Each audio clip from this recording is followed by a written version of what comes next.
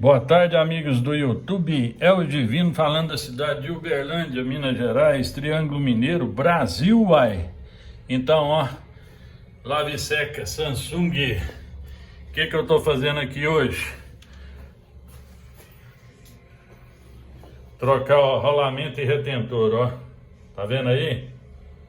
Então, essa máquina tava fazendo muito barulho na hora de centrifugar. Tá aí, ó. Aí, ó, o eixo tá novinho, ó. Tá vendo? Então eu vou trocar o kit completo. O que é kit completo? Kit completo é isso aqui, ó. Vendo aí? Rolamento, 2 rolamentos, retentor original, ó. Rolamento SKF, o melhor rolamento que tem. Tá? Eu trabalho com peça boa. E aí, ó, a máquina toda desmontada.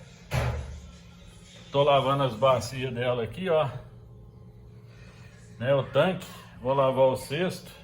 Vou montar os retentor novinho, rolamento. O retentor, né? Tá aí, ó. Vai aqui, ó. Rolamento e retentor. Inscreva no canal, deixa seu like. Que o Senhor nos abençoe hoje para todos sempre. Que assim seja. Amém.